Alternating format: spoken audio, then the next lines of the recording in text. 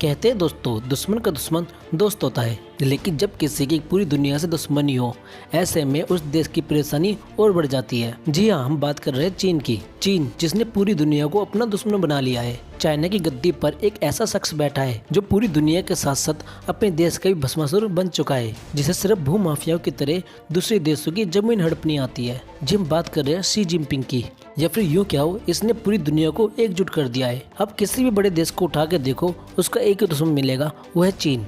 किसी देश को डैप ट्रैप में फंसाकर, किसी को खराब क्वालिटी के सामान और हथियार देकर और किसी देश की जमीन हड़प कर चीन ने पूरी दुनिया से पंगा मोल ले रखा है। और ये देश विवाद को सुलझाने से तो रहा, उल्टा जले पर नमक छिड़कना इसकी आदत बन चुकी है। जो विवाद जमीन को लेकर इंडिया के साथ है, वही विवाद द्वीप को लेकर जापान के साथ है। सेनकाकू द्वीप जो इन दोनों देशों के बीच का विवाद का सबसे बड़ा कारण है। इसी द्वीप को लेकर आए दिन चीन जापान को धमकी देता रहता है। लेकिन जापान जो समृद्धि के साथ साथ शांति प्रिय देश है, जिसका संविधान ये कहता है कि वे किसी भी देश पर हमला नहीं करेंगे और अपनी सैन्य शक्ति को अपनी आत्मरक्षा के लिए बनाएंगे। अब ये देश भी अपनी पॉलिसी में चेंज करते हुए अपने डिफेंस बजट को दोगुना करने की तैयारी कर रहा है, ताकि चीन से आने वाली धमकियों और युद्ध की स्थिति में वे अपने आप को सुरक्षित रह सके। अब इसी को लेकर जापान अपनी 1000 मिसाइलों को चीन की तरफ मुंह करके तैनात करने की तैयारी कर रहा है, जिनकी रेंज लगभग 100 किलोमीटर से लेकर 1000 किलोमीटर की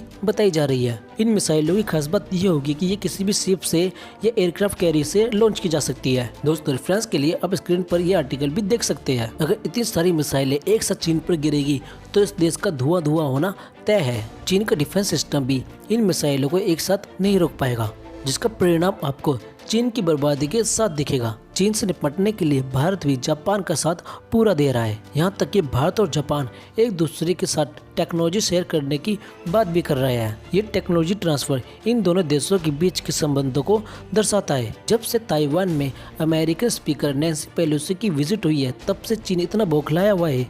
तब से जापान ताइवान और अमेरिका से निपटने के लिए सैन्य तैयारियों को और मजबूत कर रहा है। जब नैन्सी पेलोसी की विजिट हो चुकी थी, उसके बाद ताइवान और चाइना का विवाद चरम पर था। उस समय ताइवान के साथ साथ जापान के ऊपर से भी चाइना ने कई मिसाइलें दागी थी। हालांकि दोस्तों, जापान के ऊपर से मिसाइलें भेजने पर चाइना ने कोई एक्सप्लेनेशन नहीं दी, लेकिन एक्सपर्ट्स का मानना यह है कि वह ताइवान के साथ साथ जापान को भी मैसेज देना चाहता था। इसलिए दोस्तों, आने वाले समय में जापान, ताइवान और चाइना, इन तीनों देशों का टेंशन और बढ़ने वाला है, जिसमें भारत और अमेरिका का रोल बहुत क्रिटिकल होगा। जहां अमेरिका ताइवान की खुले तौर पर मदद करने की बात कर चुका है, वहीं इंडिया चाइना की धमकियों को दरकिनार करके ताइवान के साथ रिश्तों को और मजबूत कर रहा है। यहां तक कि इंडिया ने चाइना की वन चाइना पॉलिसी को भी साइड में करके इनडायरेक्ट रूप से ताइवान का समर्थन शुरू कर दिया है। चाइना और इंडिया के बीच में बढ़ रही दुश्मनी को भी दर्शाता है। और दोस्तों, क्वाड ग्रुप तो आप जानते ही हो, जो बनाया है स्पेशली चाइना को काउंटर करने के लिए है, जिसमें 4 सदस्य देश शामिल है,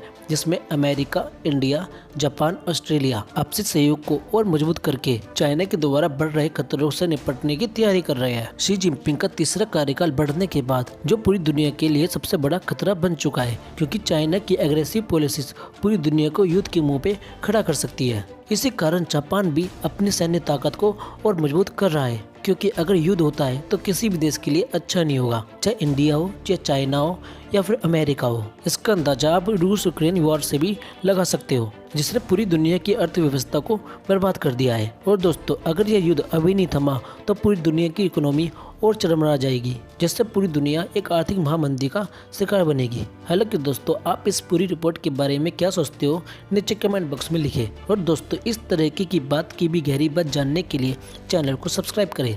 मिलते हैं अगली वीडियो में नए टॉपिक के साथ। जय हिंद, वंदे मातरम।